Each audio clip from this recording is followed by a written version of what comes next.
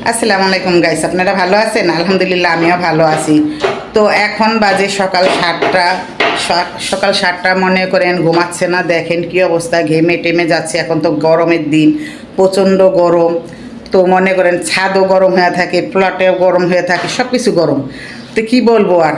তো আমি আজকে প্ল্যান করছি আপনাদের সাথে শেয়ার করব, দেখাবো। আজকে আমরা ছাদে যাব, ছাদে যেয়ে ডিম ভেজে দেখাবো। তো গাইস কীরকম হবে এই কমেন্টে জানিয়েন।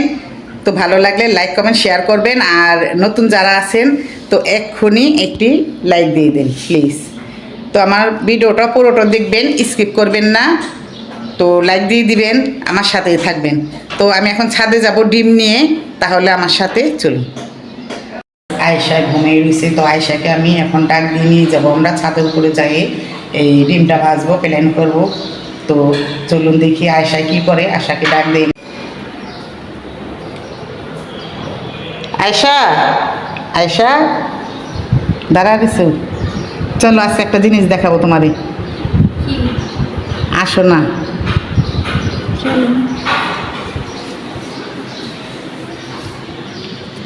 আমরা কি করব জানো? ছাদের উপরে উঠা প্রচণ্ড রোদ, অনেক খিদা লাগছে। তো ছাদের উপরে যাইয়া ডিম ভিজে খাবো। এই সূর্যের তাপে ডিম ভাজা ভাজা বলে চলেন ভাজি। চলো গাইস, এই যে দেখেন ডিম, তেল, এখানে লবণ সব কিছু নিয়ে নিয়েছি। এখন আমরা ছাদে যাব, ছাদে যেয়ে ডিমটা ভাজবো, পোস্ট করব, দেখি কি হয়।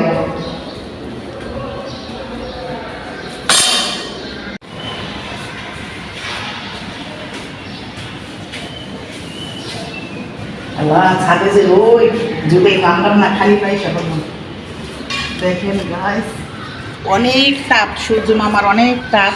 সূর্য মামায় রাত্রের বেলায় মামির সাথে ঝগড়া করে, দিনের বেলায় তাপ দিয়ে আমাদের পেরেশান করে সূর্য মামায়। তাই আজকে সূর্য মামার তাপে এই ডিম ভাজবো আমরা। তো আমার সাথে থাক। এখানটা গরম আছে, তো এখানটা দিয়ে আমি ডিমগুলো ভাজবো। এটা লবণ আর ডিম। ডিম যদি সিদ্ধ হয়ে যায় তো হয়ে যেতে যাইব। দেখি, হ্যাঁ, তাওয়াটা গরম হচ্ছে, তাওয়াটা গরম হয়ে নেই, তারপর আমরা ডিমটা ভাজবো। তাওয়াটা গরম হয়ে নেই, আমার পুরো শরীর গরমে জ্বলে যাচ্ছে।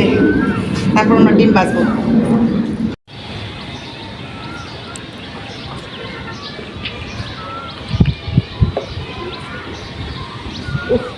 অনেক গরম।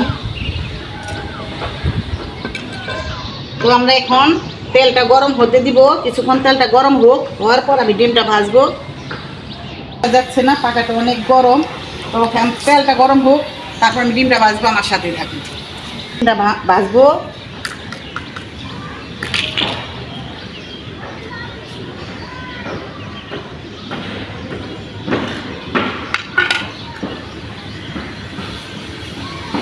তো ডিমটা গরম হয়ে আসছে, দেখেন কিরকম বুড়বুড়ি ছুটছে।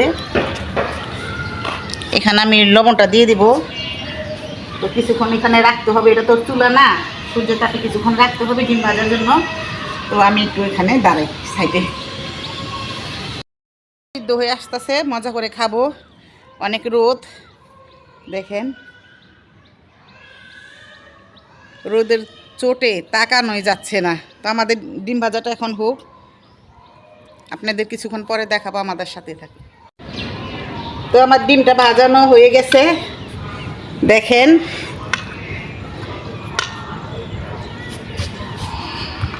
তো কিরকম হয়েছে রোদ দিয়ে ডিম ভাজাটা, কমেন্টে জানিয়েন। আপনারাও একবার ছাদে বৈশা ট্রাই করেন, তো ভালো হবে।